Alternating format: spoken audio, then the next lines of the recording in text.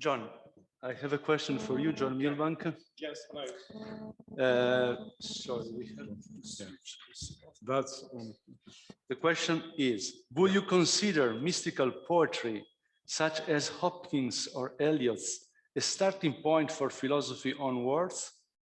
Asked by Juan Manuel Escamilla. for philosophy on words. Sorry? For doing negative theology. Yeah, for doing philosophy. For doing not just negative theology, as far as I understand the question. So, can we do a philosophy of poetry or not? Or from this kind of. Yes, well, certainly you can philosophize about anything, but maybe the more important question is whether poetry philosophizes. And the English literary critic William Emerson put forward the thesis that poetry is ultimately about simplifying the complex in such a way that nonetheless a kind of solution is arrived at.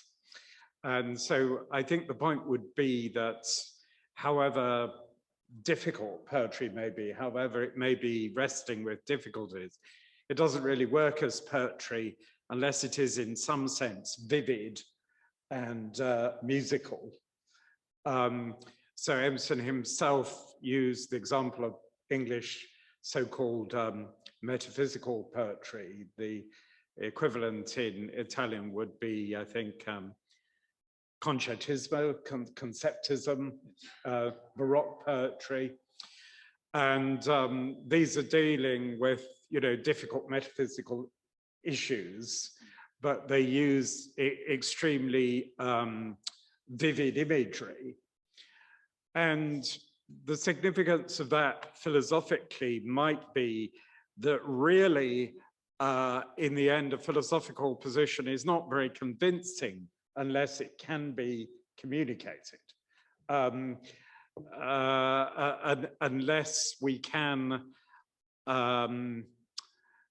if philosophy is supposed to be about general truths, in the end, unless we can boil it down to something quite simple and direct, then maybe it doesn't work. It's not very convincing. If you think about the important philosophers like Plato and Aristotle and Kant, there is actually something, although it's not the whole of their philosophy, there is some powerful image that retains these philosophies in our mind. And I think then the issue is whether somehow poetry, by arriving at something vivid and something rhythmic, is somehow showing that a truth works, or it can be put in very concrete terms, or in rhythmic terms that somehow seem to both bring out and to resonate with, perhaps to, in some way, to complete, but expressing by addition the reality that we live in. So that the question might be, I mean, certainly poetry can be an enormous stimulus to philosophy, and maybe, historically, poetry and mythos comes first before philosophy. But there might also be a question of whether you have to return to philosophy, to poetry, in a sense, to complete philosophy. Just as, the same applies to liturgy, that you're completing philosophy with liturgy, as title of Catherine Pickstock's book suggests, and in some ways that might chime in with the idea of a negative gesture, that we know that the words we use in literature or in poetry are very imperfect, very approximate. There obviously are, they're often rather kind of suggestive. You're not even quite sure what is being said. And in that sense, you might say they're apophatic. Perhaps remembering that the word apophasis in rhetoric, I'm not sure how relevant this is to negative theology, but it might be. The word apophasis in rhetoric means a device whereby you do talk about something even though you say you're not talking about it, you know, as when Trump says, well, you know, I would, you know, the Korean president's being rude about me, but I would never mention the fact that he's short and fat. But he just has done, you know, and to some extent, you know, when we negate words in theology, we have after all said them, we have after all used them, you know, so that any negation does include the positive element, and maybe in poetic formulations, particularly sort of bringing the apophatic and the cataphatic gestures together. Those are just random thoughts. Yeah. Thanks a lot, John. There is a question for Robert Wozniak. I'm asking the question to some of the lecturers, but everybody can answer. So please feel. So, padre Giovanni Manco del PIME, che è docente all'Università Urbaniana, is asking, what is the relationship between negative theology in Dionysius and Heidegger and his critique against ontotheology? I think that this question is for you, dear friend. Very simple one, extremely simple one. To be honest, I cannot answer it from the perspective. I really don't know if Heidegger made any reference to Dionysius.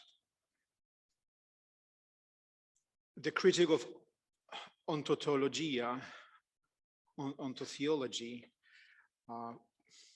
can be, similar in some senses to what Dionysius did, but in reality is not. One of the very serious criticism on Heidegger is that he made very bad genealogical and philological studies. Usually when he says that there is a Greek word and its roots is something like that, he's not right. Let's put it this way. And the same, concerning his readings, especially of the church fathers, maybe except a little bit of Augustine, and he had very, very nice reading of Saint Paul. Okay. But there is one very important difference between Heidegger and Dionysius. One believed in God, the other one wanted to understand Jung his whole life, why he cannot stop to believe in him. This is quotation from Gadamer. This is the quotation from Gadamer. The consequence is that Heidegger believed that we are zum Todessein. Areopagite, he believed that we are destined for God, for the Trinity, to the unity with God. And there is a criticism, or there is a kind of deconstructive part in Dionysius, his negative theology or his apophaticism, but still it is only a small part of his hierarchical thinking in which he demonstrates and shows up the mystery of the unity of God and man and the human participation in God. So from this perspective, there is no appropriation of Dionysius in Heidegger. Absolutely not. Two distinct contexts. Do you want to add anything to this answer? We pass. We pass. Okay. So is with us also Riccardo Chiaradonna, that is Hi, Giulia. online. I will pin you on screen because I have sorry, I have to do the right thing here. It's very complicated. Let's do this. Okay. So, Riccardo, there is a question for you. How much Philo is in? Can you hear? Sorry. Yes, of course. Okay. How much Philo is in Plotinus? Is a tough. We like tough questions. So, if you prefer, I can ask also the question about Heidegger, ontology, and so on. It's very difficult. Certainly, Philo and Plotinus shared a common cultural background, that is the background in Alexandria. It's very, very difficult to say if Plotinus directly read Philo, if Plotinus was inspired by Philo. That's very difficult, but there was certainly a common background. I think that's the least we can say. Well, as far as Heidegger is concerned, I'm not an expert at all, but an Italian scholar some years ago published some interesting articles, and he argued that Heidegger's real Neoplatonist source is Eckhart, and some Neoplatonist issues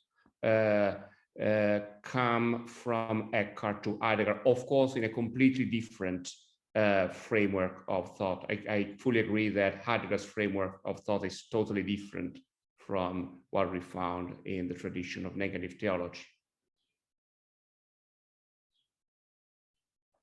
I would also want to add that, as a lot of people have pointed out, really Heidegger is practically dishonest in his history in omitting Neoplatonism. I mean, because it makes nonsense of his account of the whole history of metaphysics as ontotheology, if you take account of people like Plotinus, I think. That's what I meant. If I can add something which I think is very important. You know that, I mean, Heidegger was a Catholic. He intended 3 times to be a priest. He was rejected from the seminary. His father was a sacristan. And all this stuff is, I mean, and in one, we have like 3 or 4 lectures by Heidegger from the very early perspective, early stage of his career as a student, and they were extremely Catholic, let's say. And then he was disappointed, and he decided intellectually and willingly to divorce himself from the system of Catholicism. And the fruit of this is, I mean, we can see it in Sein Zeit, that the real source of his, if we can treat the critique on tautology as a kind of apophaticism, so the true source is Luther and his Theologia Crucis, which, I mean, Luther is named by name directly in Sein Zeit. Definitely moves to Luther. But maybe back to Philo. Yesterday we heard a lot about Philo, but probably the question is also how much scripture is in the negative theology of Philo. And I think that there's far more to say about that. And there is a very interesting book about Moses from Philo, Vita Moses. And in the Vita Moses, it is said that Moses is God. And one of the fathers of the church quotes that. So that's also a very nice way of thinking about what is God and the role of Moses. So probably you have found something about this biblical background of the via negativa in Philo. And that's a question to our friend from which is there. Well, as I said yesterday, I'm actually not a real expert about Philo. My main area of research is rather Plotinus and pagan Neoplatonism. But I very much sympathize with Francesca Calabi's approach. And Francesca Calabi argues that there are several possible sources for Philo's approach to negative theology, a strong biblical inspiration, of course, together with an inspiration taken from the philosophical background in Alexandria. I think both are present in Philo, and there's multiple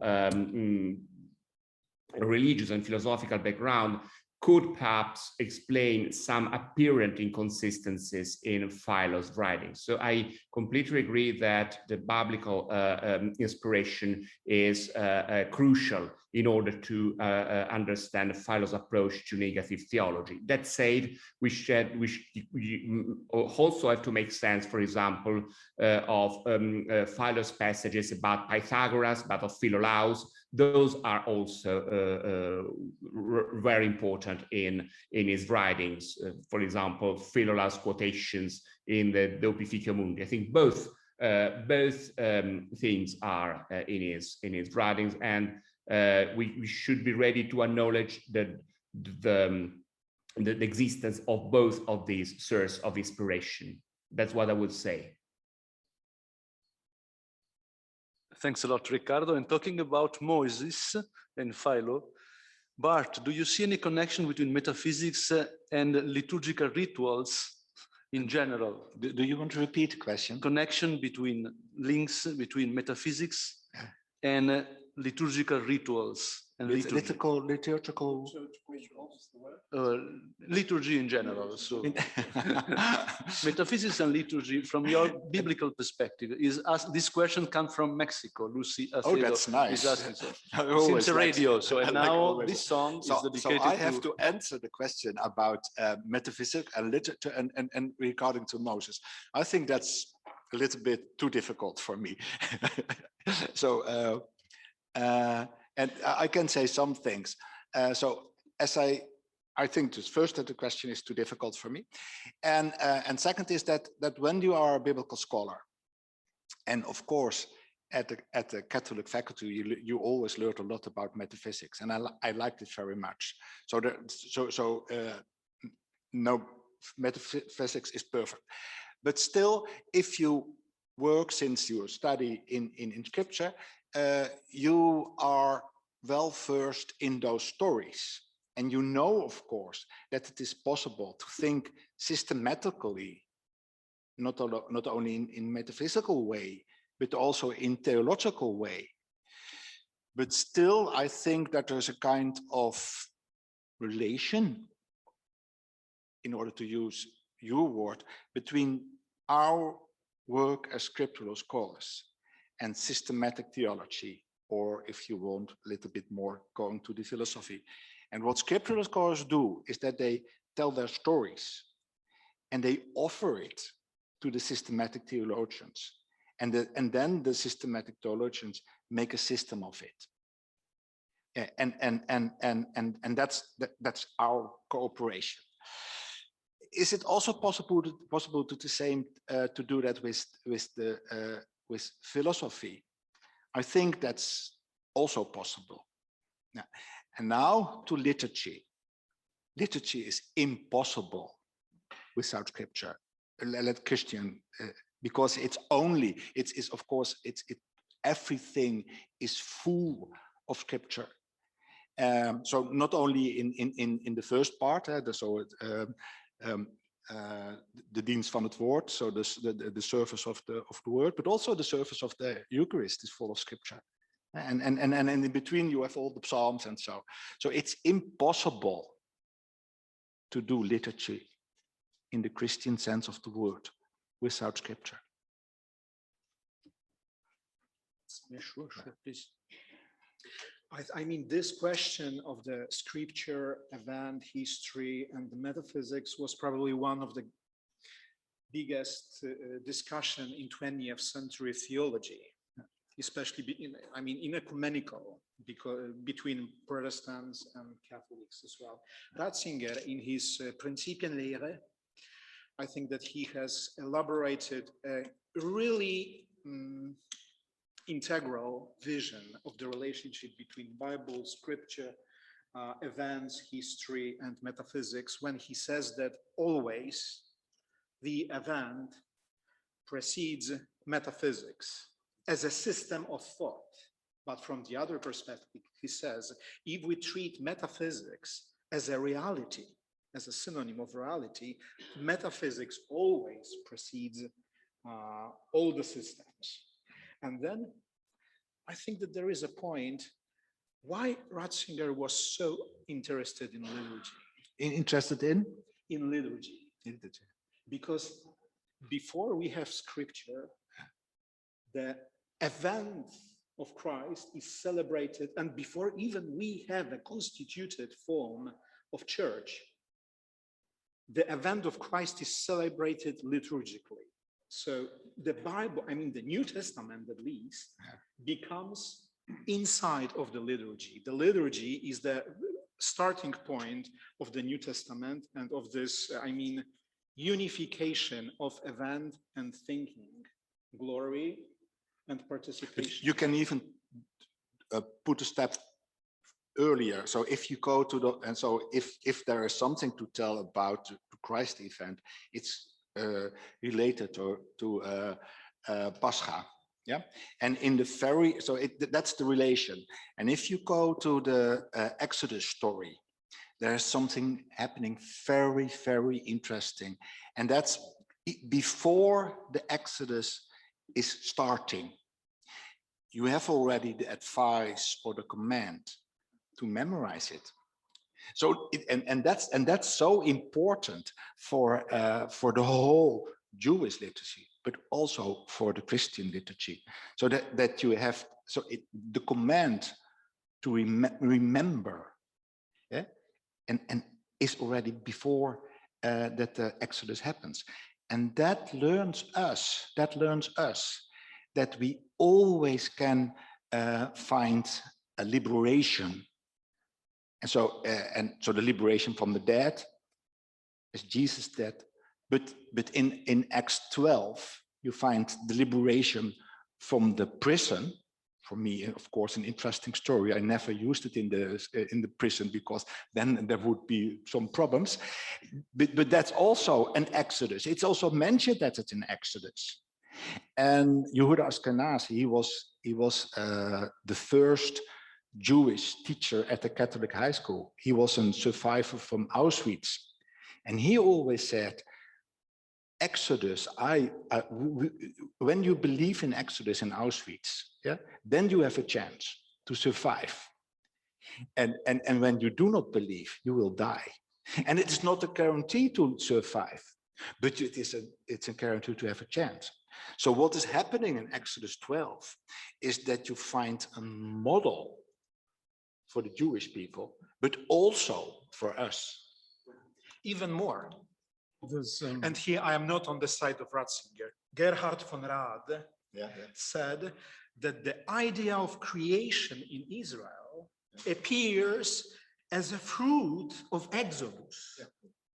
He says, no, it is impossible because they had to have before the Exodus an idea of what it means to be created or to exist. But I think that for them, the concept of creation comes from this event of Exodus. But surely that's not right either, because it's an aporia, isn't it? We're not aware of God before we've already responded to God, and yet our response to God assumes that God is there before our response. But there is no pre-liturgical access to God, just as, the scriptures are as much the record of liturgy. That's even more true than the idea that liturgy is based on scripture, so that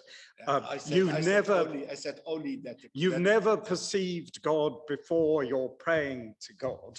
And yet your prayer to God assumes that God is preceding your prayer. So it's an aporia, and that's precisely why you can then say that actually the metaphysics is preserving the intentionality of the liturgy. That by insisting that your liturgy does occur in a metaphysical framework, in other words, that our theological language isn't just about transforming ourselves or turning us into kind of signs of God. That's not coherent because we would only transform ourselves into certain kind of signs because we've got a certain picture of reality. So although in a sense, nothing precedes liturgy and the existential involvement, nonetheless, I think the second order theological or metaphysical reflection is preserving the sense of intentional objectivity that is innate to the liturgical gesture. Yeah, yeah, and it's then a, well, it's then a kind of interaction, and I think you see that beautifully in the texts of Pseudo-Dionysus, where there is a combination. Well, as also with Anselm later, you know, there's a combination of the liturgical with the metaphysical, and there's very much a sense that he's talking about a theophanic descent of these names, and that he's responding liturgically towards these names, so that, you know, the ecclesiastical hierarchy and the celestial hierarchy are completely inseparable.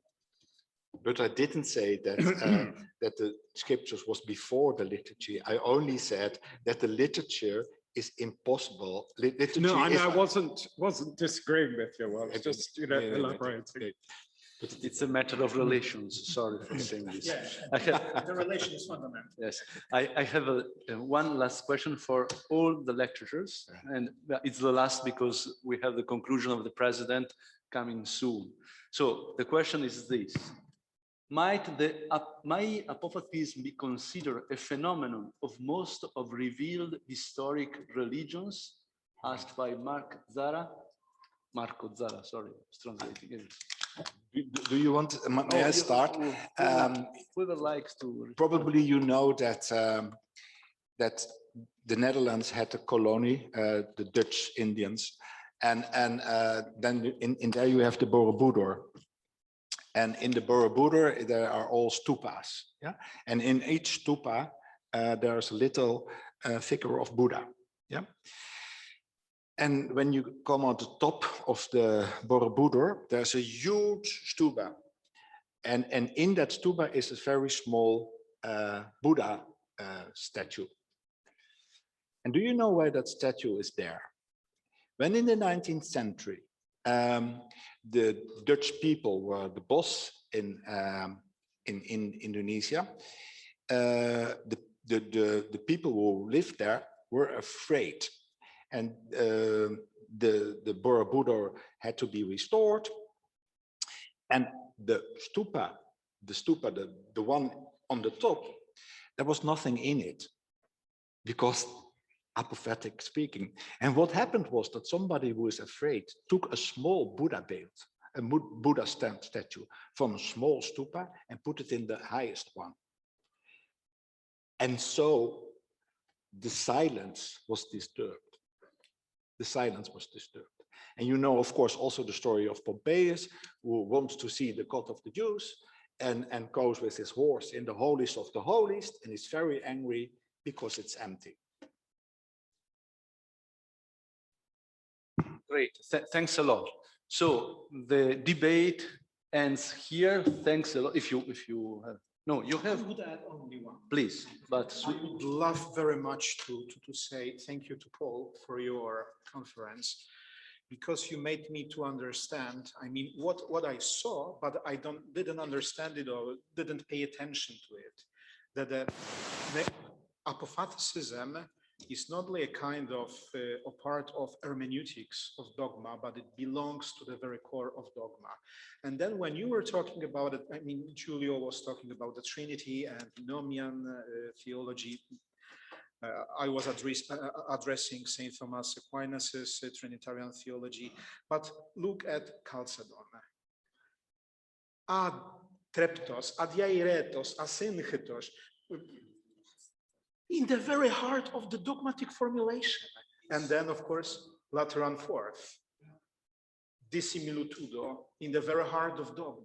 Yeah, well, Robert, I can simply state, I invite you to become my peer reviewer for this article, because we can learn a lot from each other. But you're so right, I didn't dig into the Chalcedon, but in these statements, the positive statement is already the negation, even in St. Augustine's De Trinitate.